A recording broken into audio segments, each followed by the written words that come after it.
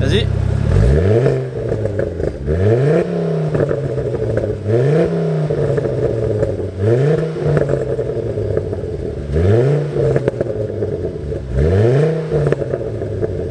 Ça chante bien, hein.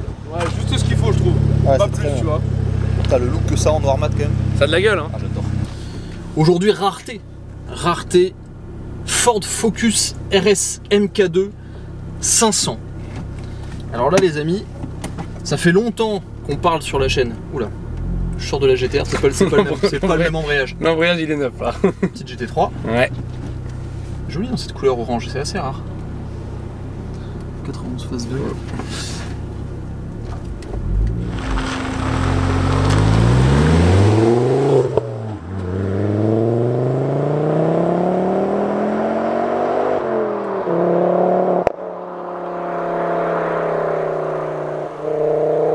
Alors ça va être un nouveau format d'essai sur ma chaîne, ça va être des formats d'essai moins montés que d'habitude, ça va vraiment être... En fait vous venez en balade avec moi en voiture, grosso modo, et surtout avec beaucoup plus, comme je le faisais avant au début de la chaîne, de voitures, de propriétaires qui sont abonnés à la chaîne YouTube. C'est le cas aujourd'hui d'Alexis, avec qui on échange depuis pas mal de temps maintenant et qui a 2 voitures exceptionnelles que je vais vous présenter sur la chaîne. Là on sort de l'essai de la Nissan Skyline R34 GTR. V-Spec magnifique avec seulement 80 000 km. Cette vidéo sortira avant l'essai de la R34. Comme ça, abonnez-vous, très important pour ne pas louper la vidéo de la R34 évidemment. Et là, la deuxième voiture exceptionnelle qu'Alexis a dans son garage, entre autres, une Ford Focus RS 500.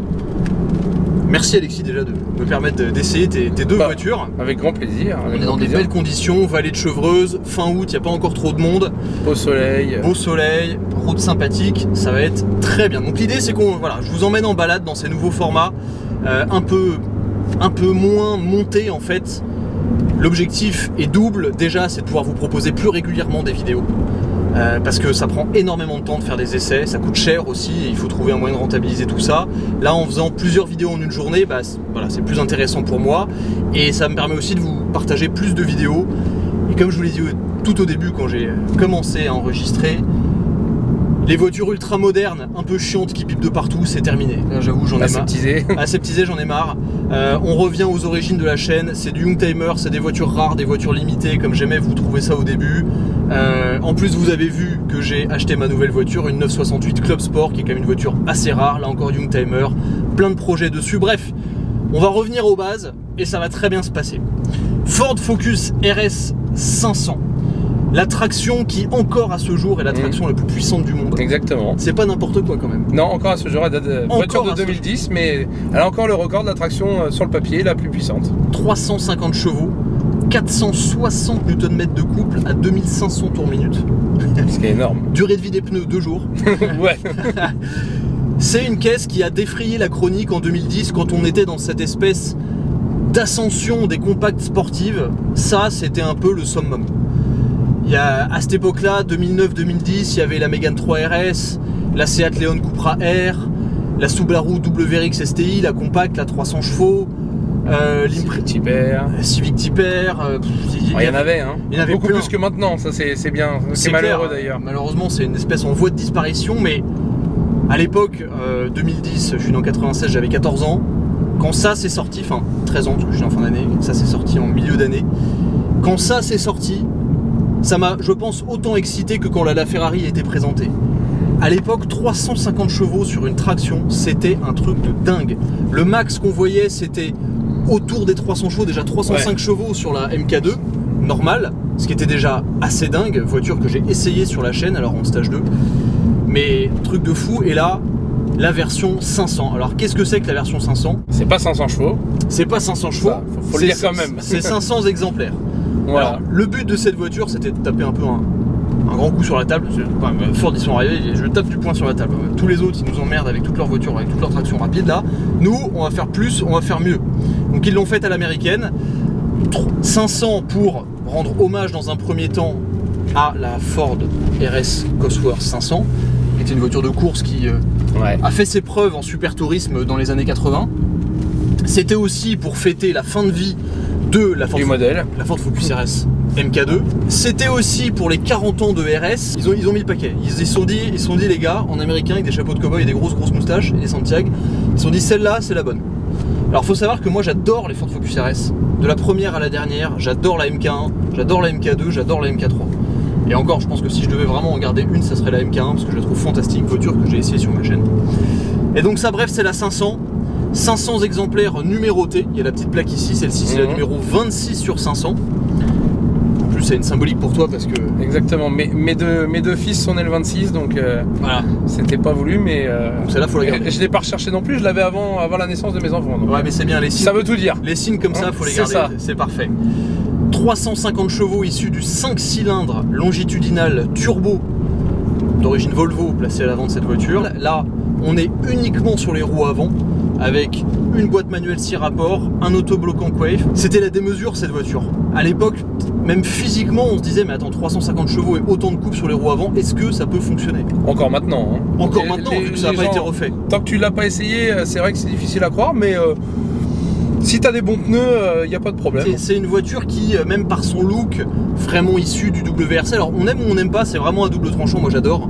Mais ce look bodybuildé, cet énorme aileron arrière, cette malle coupée à la serpe, ce grand avant avec les grandes bouches là, moi j'ai toujours vu la Focus RS MK2 comme une caisse de rallye sur la route. Au même titre que les Subaru, tout ça. Exactement. On aime ou on n'aime pas, mais ça a quand même une gueule, hein, si on peut dire. Moi j'ai toujours adoré. J'ai toujours adoré, et face à une Mégane RS, je pense que objectivement, en termes de performance pure, la Mégane RS est plus aboutie en termes de châssis. Oui, en termes de châssis, oui, parce que j'en ai eu une, donc je peux le dire pas en comparaison. Tu peux en parler. Mais le plaisir de conduite n'a rien à voir. Je suis d'accord. Et moi je trouve qu'en termes de look, la RS c'est vraiment une caisse que je pourrais avoir en bleu. Alors si j'arrive à avoir une RS 500, ça serait une RS 500 parce que j'adore cette voiture. Mais sinon ça serait en bleu avec les jantes grises.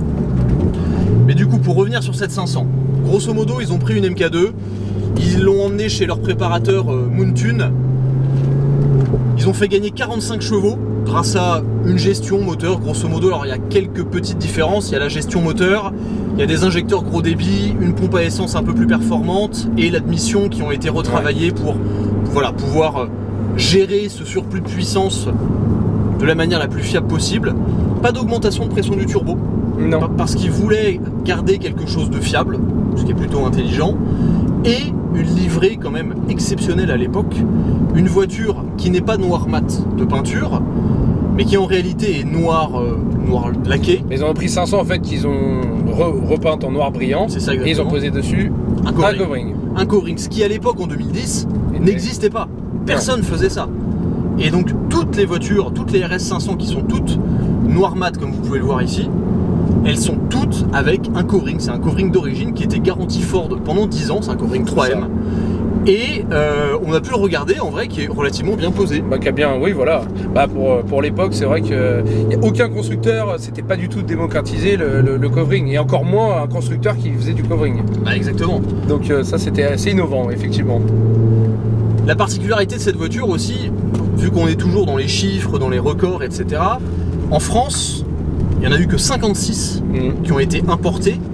Parmi ces 56, il y en a 2 qui ont été enlevés, on va dire. Il y en a une qui a été vendue aux enchères pour une offre caritative. La deuxième qui a été réservée au club Cosworth France, vu que c'était voilà, un hommage à la Cosworth RS 500. Et les 54 autres ont été attribués à des clients par tirage au sort d'huissier, parce qu'il y avait tellement de monde qui en voulait. C'est ça. La voiture. Faire une lettre de motivation. Ouais, c'est ça. Bah, un peu comme la Ford GT, la nouvelle. Oui, ils ont pris un peu le même. Voilà, un peu le même truc, mais moi je trouve ça hyper excitant. Et à l'époque, c'était fou. Bah ouais, c'est oui. Et donc, bon, les gens ont très vite vu le potentiel collector qu'il allait avoir sur cette voiture. Donc, il y a eu des concessionnaires qui se sont jetés dessus, des amis de la marque, etc. Donc, voiture 54 exemplaires, c'est extrêmement rare. Dites-moi dans les commentaires si vous avez déjà croisé une Ford Focus RS 500. Moi, je sais précisément quand j'en ai croisé. J'en ai croisé 3 dans ma vie, en dehors de celle-là qui est la 4e, dont une fois à Majorque. J'étais en vacances à Majorque, je sais pas, j'avais 15-16 ans, un truc comme ça. Et j'en ai vu une au détour d'une rue à Majorque, bon, comme ça, je m'en souviens très très bien. C'est une voiture qui pour moi évoque l'âge d'or de la traction. Oui. L'âge d'or un peu de la compacte sportive, de la démesure, du jusqu'où on peut aller sans trop d'électronique. Et il y avait une vraie bataille intelligente avec cette voiture. C'était une voiture qui était vendue juste en dessous de 43 000 € de neuf, ce qui était assez cher pour une traction à l'époque. Mais la voiture était très optionnée. Caméra de recul, il y avait côté régulateur, GPS, oui, régulateur. Waouh! Oh là, full maréchaux. Ah ouais, bah là on peut pas faire les cons là. Je sais pas si vous l'avez vu de l'autre côté, mais là on s'est tapé l'intégralité de la police de la région. Spécificité aussi, je crois que t'as le bouclier avant qui est un peu différent, le badge 500 à l'arrière et voilà, 500 les étraits de frein, qui sont rouges. Siglé RS. Siglé RS exactement, mais autrement c'est la même chose. Non, et après l'intérieur. Et après bien sûr l'intérieur avec quelques spécificités, les surpiqûres rouges, dans celle-ci extrêmement rare. Les baquets rouges en cuir. Oui, rare dans le rare. Rare dans le rare. Là on est dans le rare du rare, c'est la rareté, c'est la pépite, tu vois. Parce que déjà les intérieurs rouges n'étaient pas vendus en France. Elles étaient vendues qu'en Allemagne, en Autriche et en Suisse. Suisse, exactement. Et avec les intérieurs rouges, même en comprenant tous les autres 500, il y en avait combien tu m'as dit ? Il y en avait 34 sur les 500 sortis avec cet intérieur-là. Donc c'est rarissime. Et si vous êtes un peu dans le tuning comme nous, le noir mat intérieur rouge, ça match pas mal. On est bien.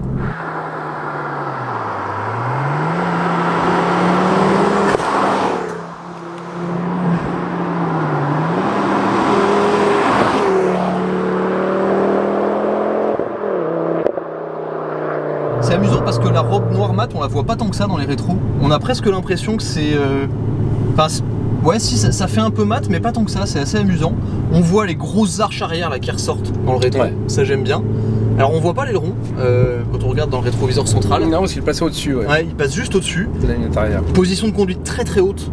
Ça c'est surprenant dans cette voiture et je me souviens quand j'avais essayé la MK2 normale, c'était pareil. Volant très agréable, relativement fin. On a un peu une position camion quand même. On est vraiment assis. Moi j'ai la tête dans le plafond quand même. Bon, on voit bien ce qui se passe devant. Super visibilité. Ça fait un peu aquarium avec des très grandes vitres. Tout petit levier de vitesse en bas. Ici on dirait que c'est du carbone, c'en est pas. C'est des petits badges RS en fait qui sont imprimés partout. C'est assez marrant. Ici les petits manos avec température d'huile, mano de pression du turbo. Premier truc qui frappe, c'est le bruit. Ce bruit rauque du 5 cylindres. Du 5 cylindres bien caractéristique. Et déjà, je vais appuyer sur ce bouton magique qui s'appelle l'ESP parce que déjà je sens que ça me bride.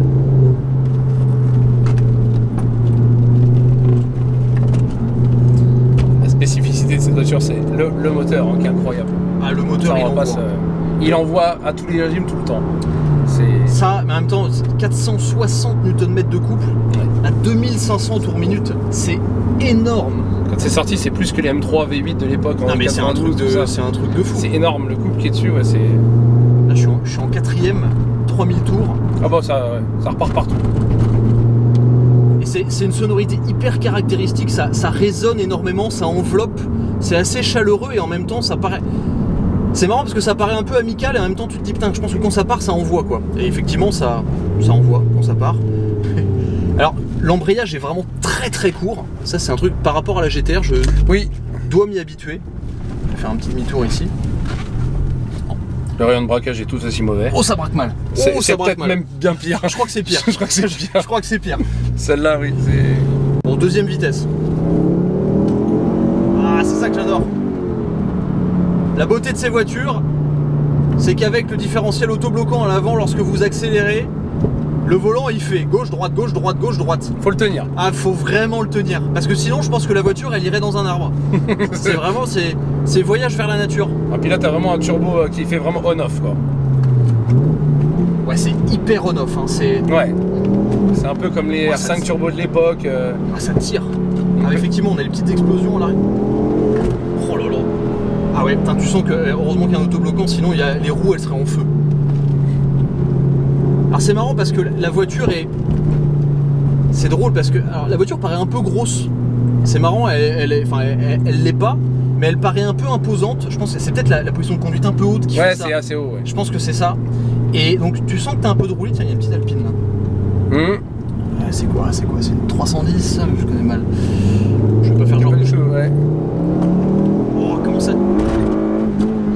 Comment ça tire sur le volant, ça c'est vraiment la joie de ces caisses. C'est vraiment ça. Et pourtant il y a eu 10 000 heures pour cette voiture, 10 000 heures de tests sur le Nürburgring quand même. Avec notamment Mikko Hirvonen, le fameux pilote de rallye à l'époque de Ford qui a travaillé sur le développement châssis de cette voiture et sur la fiabilité. Mais à l'époque, on se demandait vraiment si ça pouvait tenir, si la voiture pouvait physiquement, en termes de physique, encaisser ça, ouais. cette puissance absolument dingue.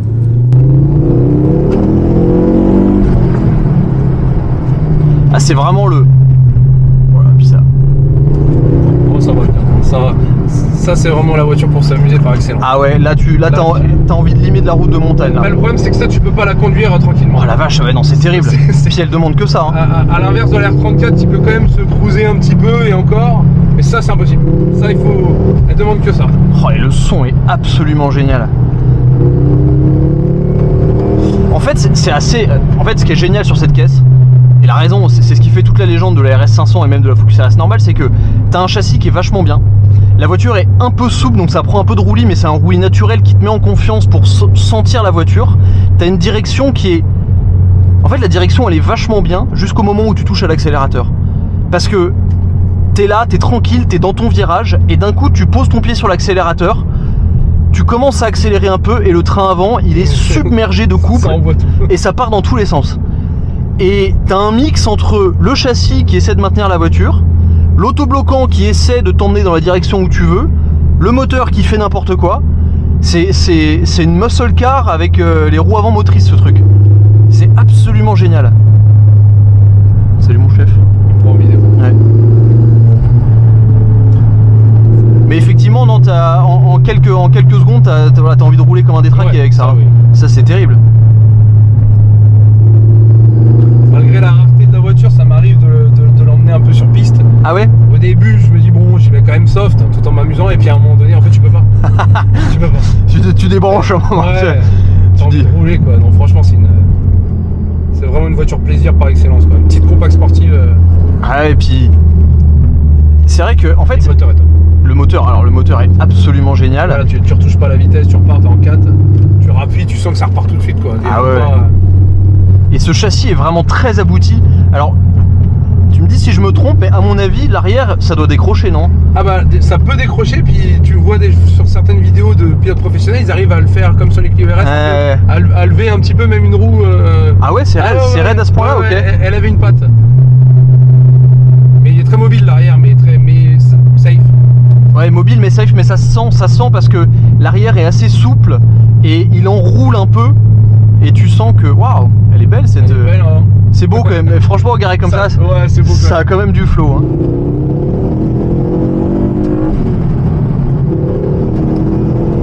C'est dingue comme... Quand t'accélères, l'avant flotte. L'avant, t'as l'impression qu'il touche plus le sol. Genre ça tire à droite, ça tire à gauche, ça se soulève un peu, c'est... Il faut tenir le volant, ça c'est... Ah, ça se conduit pas une main. Hein. Tu peux pas, non, vraiment pas. Et les bruits, le son de la voiture est vraiment génial. Et tu sens que ouais, vraiment en termes de châssis, elle a envie de bouffer du tarmac la caisse. Hein. Ah, oui. C'est planté.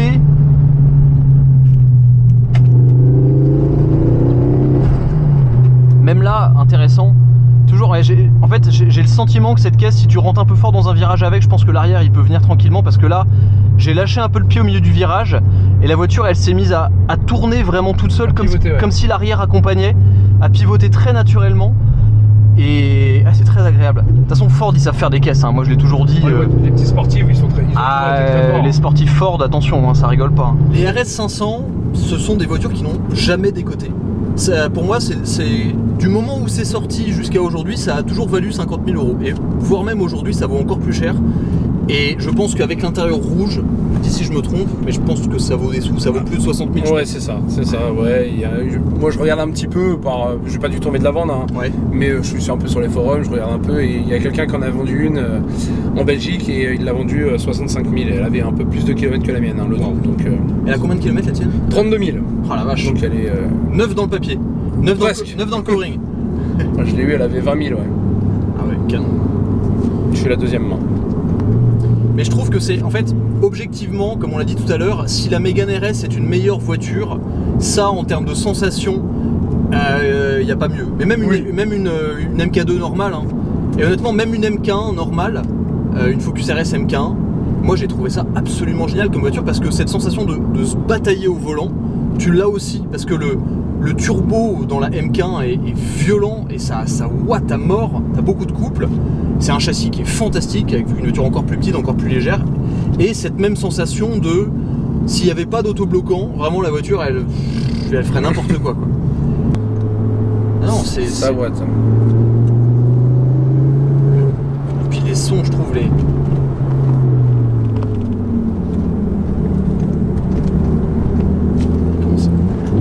Commence à y avoir du promeneur.